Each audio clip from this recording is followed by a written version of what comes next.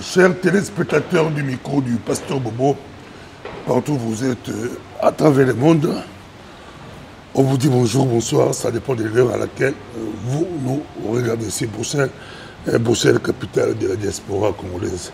Nous sommes avec Pasteur Samuel Simba. Nabengo Bishop, apôtre, bonjour Pasteur. Bonjour Pasteur Bobo, je suis pasteur. Bishop? Non, je suis pas bishop. Je suis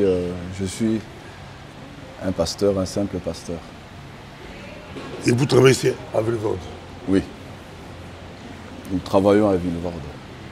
Pendant combien d'années? D'abord, avant de commencer, j'aimerais bien... On va aller mollo.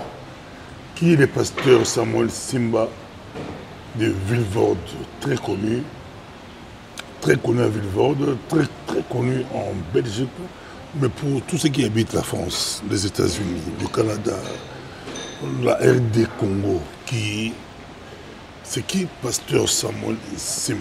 Azalan, Aoutuap, il est qui? Le pasteur Simba, c'est un frère en Christ. Je suis pasteur de l'église Le Salut des Nations, qui a pour siège la ville de Vilvoorde. Je suis marié à Madame Élise Dizantimba. Nous avons 3 enfants ensemble. Et l'église de Vilvoorde, ça fait déjà 16 ans ou 17 ans qu'elle existe. 17 ans? Ouais. Élise, évangéliste? Élise, votre femme? Elle est évangéliste, oui. Elle prêche aussi, elle fait des campagnes. Elle prêche aussi. D'ailleurs, elle est responsable des femmes d'excellence. Les femmes d'excellence, c'est un département qui est dans notre église, qui encadre les femmes, les jeunes filles, dans le ministère, mais aussi dans la vie active et dans la vie sociale. Il n'y a pas longtemps, on l'a vu avec Nana Lukezo, ils ont fait une activité avec la femme du Massamba. Oui. C'était quoi l'activité? En fait, maman Esther, la pasteur Esther, je crois, non, pas Esther, Glenda, qu'elle me pardonne si elle suit la vidéo. La pasteur Glenda, elle avait organisé 2 jours d'action pour soutenir les femmes veuves et les orphelins de Congo. Alors elle avait organisé 2 rencontres justement dans le cadre de soutenir les femmes veuves du Congo et les orphelins. Et c'est dans cette occasion que ma femme, elle a été invitée justement pour intervenir dans cette opération qu'elle avait organisée. Votre femme ou l'évangéliste? Bon, c'est ma femme. Elle est aussi évangéliste. Mais là, je parlais de ma femme. En tant que ma femme, mais en fait, lorsqu'elle était invitée, elle était invitée en sa qualité d'évangéliste. Est-ce que c'est facile d'être 2 ministères, pasteur évangéliste, dans un couple? C'est facile? Oui, c'est facile, c'est pas... Ou c'est compliqué? Non, c'est pas compliqué. Il y a des tiraillements? Au contraire, quand est-ce que ça marche? Quand est-ce que... Parce que c'est 2 ministères. Hein? Oui, c'est 2 ministères. C'est 2 ministères, oui. Mais bon, jusqu'à présent, ça fait plus de 20 ans qu'on est mariés. Jusqu'à présent, elle a toujours servi le Seigneur à côté de moi. Et ça a toujours bien marché, ça a toujours bien fonctionné. En fait, on se complète. On se complète, on est complémentaires. Comment vous complétez dans deux ministères différents? C'est son ministère, ouais. Toi aussi tu as ton ministère. Ouais. Est-ce que là-bas, vous êtes derrière elle comme son mari, mais vous l'épaulez? Elle aussi, dans l'église, elle n'est pas adjointe? Non, elle n'est pas adjointe. Elle est ma pasteur. Elle est maman. Elle vous épaule aussi dans votre ministère. Elle me soutient aussi dans le... C'est un peu l'équilibre. Mais quand je dis complémentaire, c'est dans le sens où elle, en tant qu'évangéliste, elle apporte aussi des choses que moi, personnellement, je n'ai pas. Donc c'est pourquoi je dis que... Ça dans le couple? Non, y compris dans l'église. Dans l'église? Dans l'église, elle est aussi... il y a les anciens, les diacres, les autres. Oui, mais elle a un ministère. Donc elle a un ministère, elle fait partie des Éphésiens 4. Oui, quelle est la réunion des ministères, oui. Oui.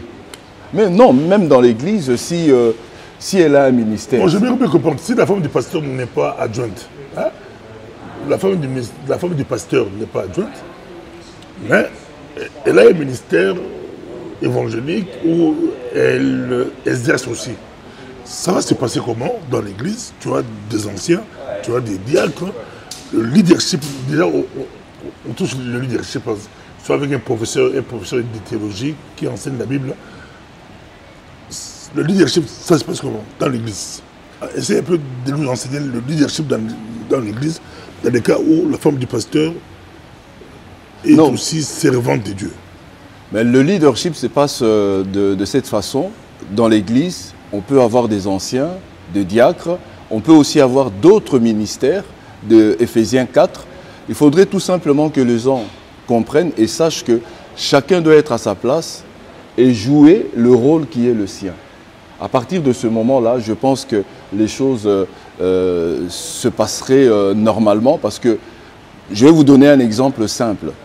Au 1er siècle, il y avait ce qu'on appelle l'église de Jérusalem. À l'église de Jérusalem, dans cette église, il y avait des apôtres, il y avait des anciens et il y avait aussi des diacres. Et le responsable, le leader de cette église était Jacques, le frère du Seigneur. Et tout ce monde travaillait en conjonctualité et travaillait aussi en complémentarité. Donc je pense que dans mon cas personnel, ma femme elle est évangéliste, moi je suis pasteur. Et au niveau de l'église, nous avons des anciens. Bon, jusqu'à présent, je dois vous dire la vérité, je dois être honnête, jusqu'à présent, nous n'avons pas encore élevé des personnes au titre d'anciens ou au titre de diacres. Mais ces personnes, en fait, font fonction de diacres et d'anciens. Ça veut dire que lorsque les décisions se prennent au niveau de l'Église, eh ben, nous associons, en fait, ces personnes dans la prise de décision. Donc, autre débat, ça va arriver parce qu'il y a des gens aussi qui se posent des questions. Je citerai des pasteurs, pas des pasteurs actuels, hein, pour éviter des polémiques, mais des pasteurs à Adinabala, le bishop Mouchebele, sa femme aussi était pasteur, je crois. Ouais, elle était pasteur. Il y a beaucoup d'hommes de Dieu, des Maïs Moroé, je crois, d'autres, où leurs femmes aussi étaient des servants de Dieu. Et les gens préféraient que les femmes des pasteurs soient un peu effacées, bien qu'ils aient le ministère. Non. Là, moi, je pense que... Bon, on va rester pendant un moment là-dessus. Je pense que lorsque... La femme vous conseille à la maison, elle peut vous guider à la maison. Oui. Mais quand vous... C'est un peu comme la femme du président. La femme du président. La femme du président doit se cacher en public. Non, la femme du président... Elle ne peut pas diriger la place du président. Non, mais c'est pourquoi tu parlais du leadership. En fait, dans une église, il y a un responsable. C'est pourquoi je vais vous donner l'exemple de l'église de Jérusalem, qui est un exemple type, un modèle type pour l'église. Dans l'église de Jérusalem, il y avait les apôtres, il y avait les anciens, il y avait les diacres. Il y avait aussi un apôtre qui était au-dessus des autres apôtres. Et cet apôtre qui était au-dessus des autres apôtres était l'apôtre Jacques, le frère du Seigneur. C'est lui, en fait, qui était, entre guillemets, le pasteur des pasteurs de l'église de Jérusalem. Donc ici, dans mon cas, lorsque moi je suis pasteur et que ma femme, elle a un ministère d'évangéliste, eh ben, elle doit jouer le rôle qui est le sien que d'être évangéliste. C'est-à-dire que s'il y a quelque chose qu'elle doit dire pour la bonne marche de l'église, elle doit le dire. Elle ne le dira pas en tant que femme du pasteur, mais elle le dira en tant que ministre de la parole de Dieu. Ce qui est différent de la femme du président, parce que la femme du président n'est pas élue, la femme du président n'est pas ministre. Mais si la femme du président était ministre, en sa qualité de ministre, elle pourrait conseiller le président qui est son mari. Je suis avec vous, on va y aller, on a beaucoup de thèmes à toucher, on va en profiter. Quel est l'état de l'église actuelle? L'église, quand on parle de l'église universelle, hein, le christianisme en général, quel est l'état de l'église aujourd'hui selon vous? L'église aujourd'hui, je pense que nous sommes en train de vivre un temps de transition. Nous sommes en train de vivre un temps de de shiftage, si je puis dire. Donc l'Église est en train de shifter dans ce que moi j'appellerais une troisième réforme. Parce que je pense qu'aujourd'hui, l'Église ne peut plus continuer à faire les choses comme elle le faisait il y a 10 ans, il y a 20 ans passés. Voilà pourquoi je parlerai en termes de shiftage, en termes de transition. Mais j'aimerais dire aussi que l'Église est dans une période aussi de restauration. Nous sommes aussi dans une période de restauration. Pourquoi? Parce qu'en 2021, je crois, le monde entier était confiné. Et l'Église aussi a été confinée comme tout le monde. Et le confinement, quelque part, cela avait fragilisé l'Église. Cela avait empêché à l'Église véritablement de faire le travail qui était le sien. Et après maintenant le confinement, l'Église est dans une phase de restauration ou de relèvement. Mais je pense en même temps, nous sommes aussi dans une période de transition. Parce qu'il faut retenir que l'Église de demain n'aura rien à voir avec l'Église d'hier. Et voilà pourquoi les pasteurs doivent maintenant se préparer à ce shift-là, à cette transition qui est à la porte, hein, notamment avec ce que nous appelons l'IA, donc l'intelligence artificielle. Donc nous sommes dans cette période de transition où l'intelligence artificielle va s'inviter justement dans nos églises et il faudrait que nous puissions vraiment bien shifter pour ne pas faire un hors-piste, si je puis dire. Intéressant. Ça va s'inviter dans nos églises pour faire quoi? Tu peux nous expliquer rapidement c'est quoi l'intelligence artificielle? Et ça va s'inviter dans nos églises. Comment ça va se passer? Comment vous dites que on est dans une période de transition. Et beaucoup de pasteurs nous suivent. Est-ce que vous pouvez nous aider? Bon, comme vous le savez, nous sommes dans une période de l'intelligence artificielle où aujourd'hui tout est connecté, tout est numérisé. Et l'Église devra aussi comprendre que nous ne sommes plus au temps où les choses étaient hors Internet. Et voilà pourquoi, dans ce temps de transition, dans ce temps de l'intelligence artificielle, l'Église doit véritablement chercher à comprendre d'abord qu'est-ce qu'est l'intelligence artificielle, quels sont les bienfaits de l'intelligence artificielle, et quels sont les dangers de l'intelligence artificielle afin que l'Église puisse s'adapter et ne pas aussi être larguée par l'intelligence artificielle. On limite des voix, parce qu'on dit qu'on limite des voix, ça peut aussi aider l'Église, avec la voix du pasteur Samuel Simba, tu peux prêcher partout. Oui, mais l'intelligence artificielle... Il y a aussi l'avantage. Oui, mais je n'ai pas dit que l'intelligence artificielle était mal. J'ai dit tout simplement que l'intelligence artificielle, c'est quelque chose qui est en train de s'inviter dans nos églises. L'intelligence artificielle a du bien, l'intelligence artificielle a aussi des choses mauvaises. Et voilà pourquoi nous, en tant que chrétiens, nous devons plutôt voir qu'est-ce qu'on pourrait faire de bien avec l'intelligence artificielle. L'exemple que Pasteur Bobo disait, c'est un très bon exemple. Aujourd'hui, avec l'intelligence artificielle, on peut traduire un prédicateur qui prêche en français, simultanément en anglais ou en mandarin.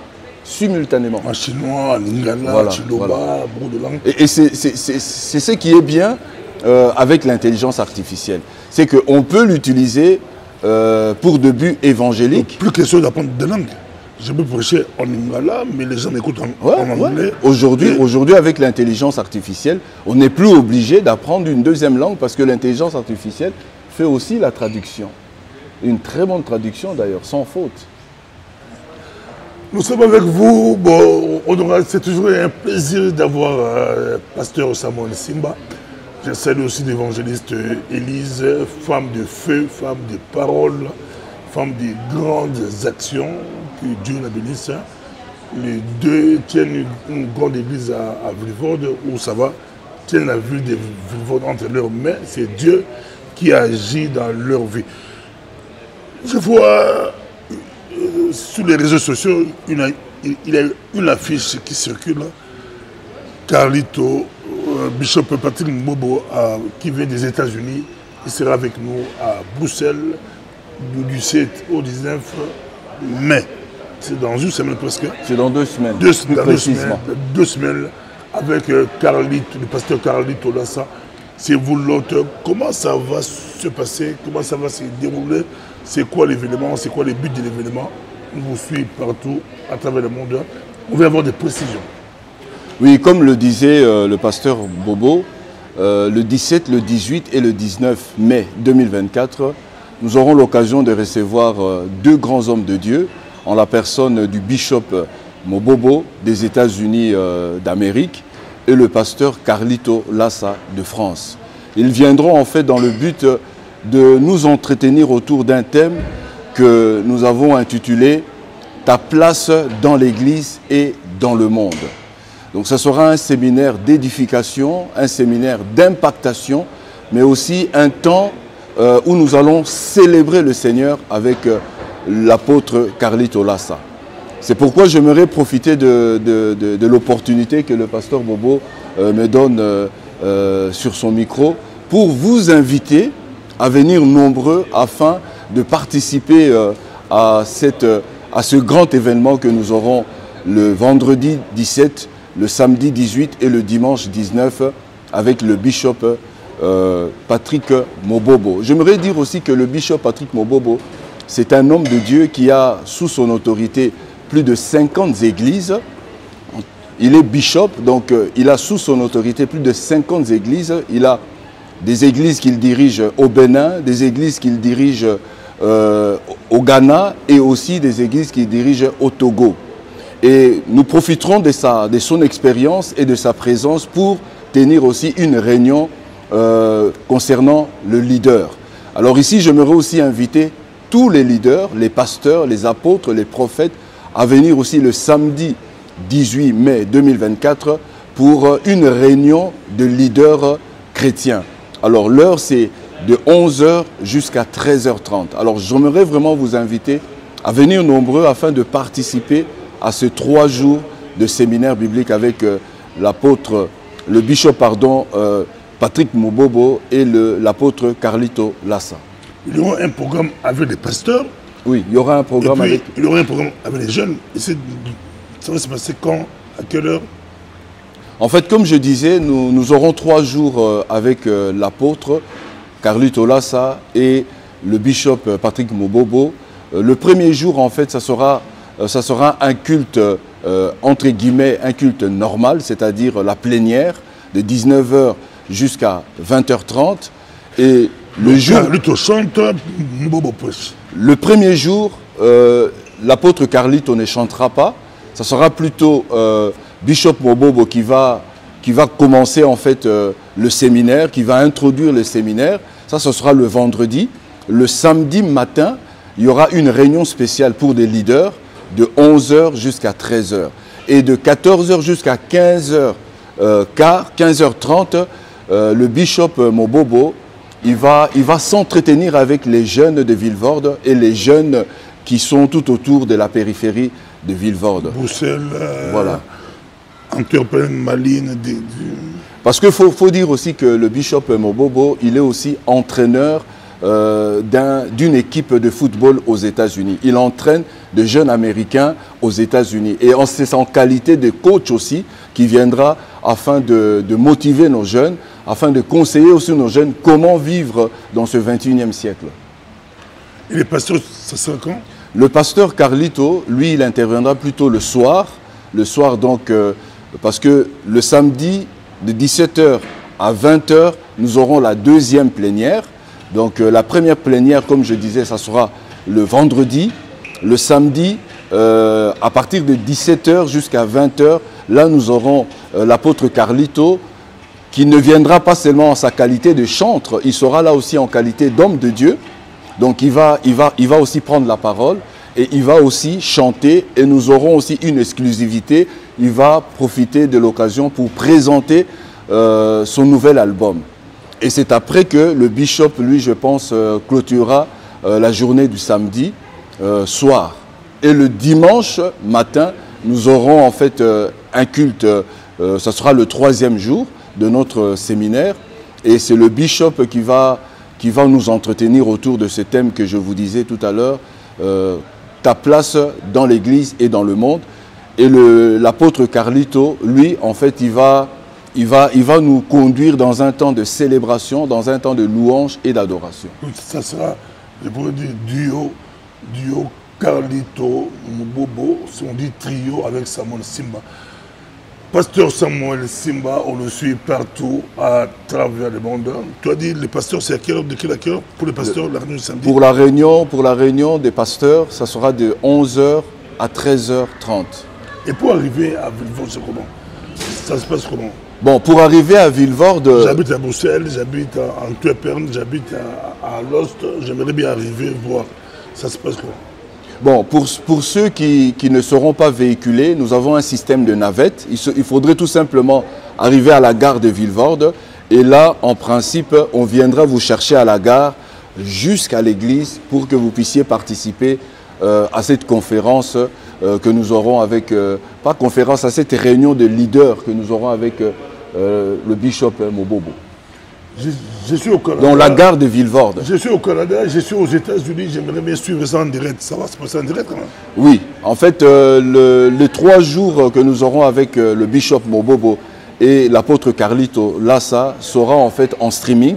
Donc on va diffuser ce programme-là sur Facebook et nous le diffuserons aussi sur YouTube. Donc vous qui êtes à l'étranger, vous qui serez à l'étranger, par exemple aux États-Unis, en Afrique ou encore dans d'autres pays, vous pourrez suivre ce programme via les 2 plateformes que je citais, Facebook et YouTube. Bishop Patrick Mobobo prêche en anglais. Oui. Il y aura interprétation. Oui. Bishop Patrick Mobobo, c'est un Congolais du Congo, mais c'est quelqu'un en fait qui a beaucoup évolué aux États-Unis.